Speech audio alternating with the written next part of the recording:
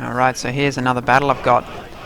This is me against someone called Arafat, who is, I don't think, any relation to the historic person of the same name, but he's a 10-star gold and is pretty damn scary. He's got a very interesting army, very different from my own. So I'll just pause it 1 second. He's got loads of basic troops, and he loves his sword attendants and his nagi attendants, and they're just basics. And the killing power, those guys are meant to tie up units to take archery dojos and things like this, and to threaten flanks, and to provide a really wide area. See how wide they are? Look like they're in loose formation to prevent missile damage. They're not the killing strength. The killing strength is his matchlocks. Here he's got pretty cheap really unit of matchlock Ashigaru, which would be really dangerous, and he's got some Nodachi samurai and then a bunch of heroes. So he's got Tetsubo warrior monk hero and what's the other one? The Saigon's swordmaster, I think the other one. He's got only a couple of cav, and that's where my advantage comes in. So now I've got a much smaller, well, fair bit smaller army. He's got 13. I think I counted before, 13 units, and I've got 6 land units. Right, mine are often twice as big because the nagi attendants are pretty damn small, and they're better. But he's got the heroes to back him up, and he can hit my flanks, and he can go for the buildings. Anyway, we'll see how this turns out. But what I've done is a little bit clever. I've got my Great Guard sitting out in the open. See them there with their gold armor. And then over here, hiding in the woods, are my black armored Yari Cav. The black doesn't really make them more stealthy, but I just think it does. My idea really is to lure him into a charge down here, and then hit him with my Great Guard.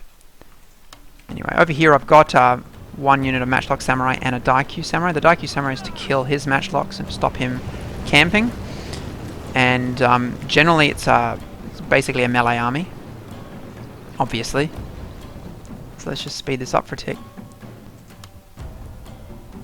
Now I switched tactics, and this would have been a better tactic to come around here. A way better tactic.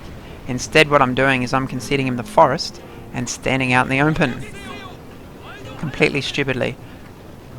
Of course, if I had gone around that way, over here, he could have simply transferred the weight of his army, but I could have threatened him from this side at the least, and used that building to move between his matchlock troops.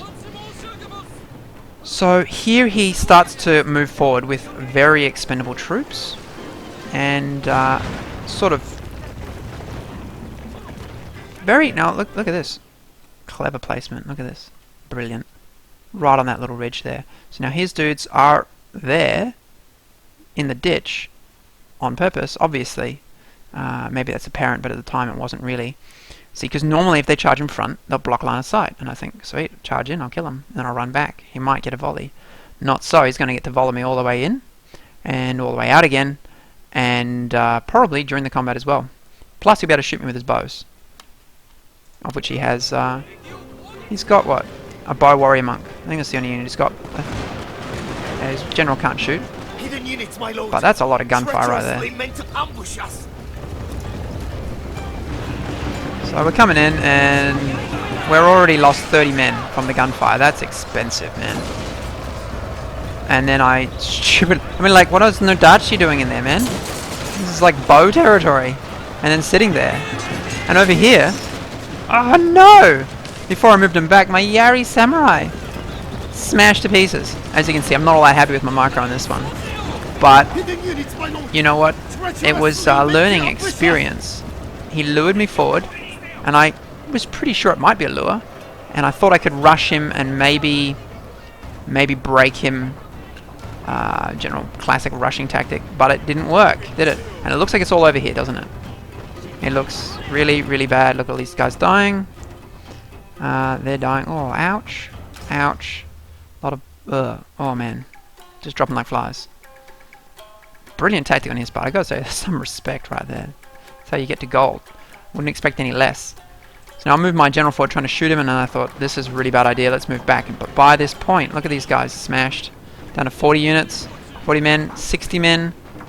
28 men. 107. Oh, they're all been beaten up. Look at these matchlocks here. 48 men. They got shot to pieces on the way in. And didn't even get a shot off. 0 kills.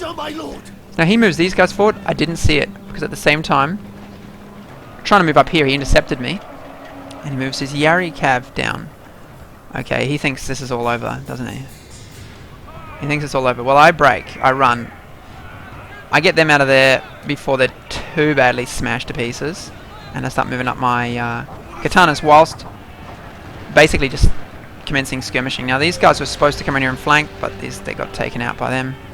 Bad idea. I moved my Great Guard back there and charged my Yarikav out of the forest. He should have immediately withdrawn on this point. I mean, he's got probably better micro than me anyway. Ouch, that looked really nasty, eh? Oh, look at that. But this was a good ambush on my part. I was happy with this. So not brilliant. And not brilliant with the matchlocks either, because I'm sure I'm shooting my own cab, which are way more expensive. Oh! No, don't do it! Stop it! But here I've broken his flank, effectively.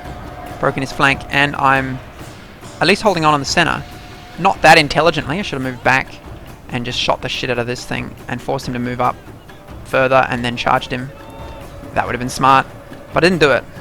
Instead I came around here and I started using my cavalry a little bit better.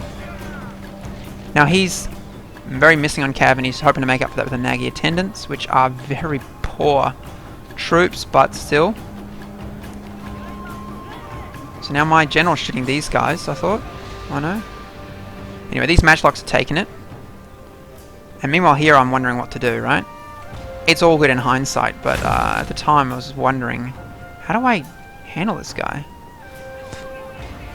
Might have been a smart idea to move over there and threaten that dojo, but that's pretty shitty. Might have been an idea to stop this nice little defensive formation he's got there. But anyway, he was a good move. He comes up at me. That's not a great idea with the Nagi attendants, because I got a sword unit there. The game here is still his to lose. He's in a way better position than me, I'd say. Definitely. And that was not smart, letting them get shot at. But I still can win it. This is a really good flanking move. I'm happy with this flanking move. After a terrible beginning, it looked like I'm just going to get wiped out totally. But I don't capitalize on it, do I? I don't charge down quickly. No, I don't. I sat there for too long letting him move troops back. I should have moved around very quickly. That being said, I had no idea what he had. It was pretty confusing. So here I come in. Now, I'm not actually that scared of his Nagi attendants. Look how loosely they're formed. They got a 15 bonus versus cav. My dudes will kill them. But he's moving these guys back. That's great. I mean, like, this is good. This is good tactics. Threaten him on all sides and force him to move his dudes around.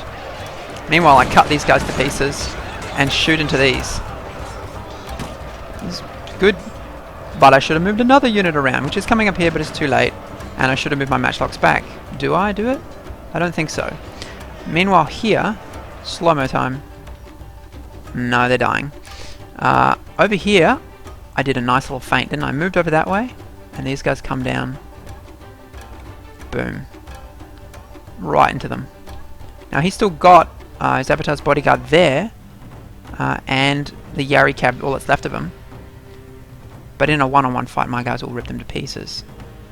Look at that, nice. That's really, really nice moving there, right? Should have moved these guys probably one unit back, one unit around, something like that. And probably moved up immediately with these. I am killing them, but he's still pinning all my army there. Still haven't moved them back. Meanwhile, these guys are getting sort of pinned. I need a hammer and anvil now. Get out of there. Move them around. Come on. Do it. Don't seem to be doing it. All I remember is these guys got stuck. And now he's getting Tetsubo Warrior Monk heroes in there. That's not good. So now he's moving them back. Not good either. And he's moving them in again. God. It's right there. It's right there. I could win it. Charge down. Go. Come on. Not happening. These guys sitting there. Obviously I was confused. What's going on? Why aren't they running out? Why aren't they getting away? Oh, too late. They're all dead. Now it's definitely his game to win. So I managed to actually kill that unit by charging him with my general and shooting the crap out of him. I could still have won it at this point. It's still really close.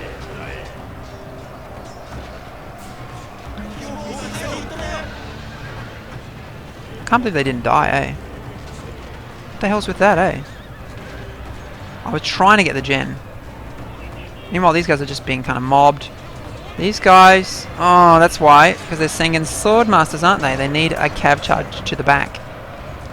And I charged him with my general over here into the forest. That's not a good idea, by the way. And he's still got them. So, not all that good now. But what you can see is that it was nearly there. And there are lessons to learn. Number one of the lessons is you don't get your cav caught, obviously. You don't get your cav caught.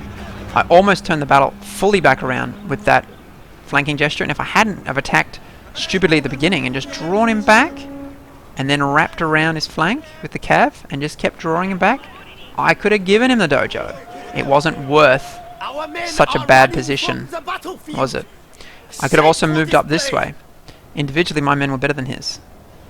So, pretty happy with the battle. Gave him a run for his money. Did I play better? Or could I have played better? Definitely. Definitely. Alright, let's see what the result was. It's interesting that I sometimes think about taking all those little vanilla units, like, well, for me I don't have Rise of the Samurai yet, but taking just Yari Ashigaru for a little bit of cheap fodder and so on, I don't find it worth it. So it's interesting that they beat me with the same sort of army. See, forcing me into a bad position like that. On a level stretch, if my men got in there, they would tear them apart. So it's interesting maneuvering on his part and using the matchlocks very well. I didn't do too badly, you see. And oh man, you see, so close. Look at that. That is just a mess. And completely unnecessary. Very interesting. Anyway, flanking tactics, there you go.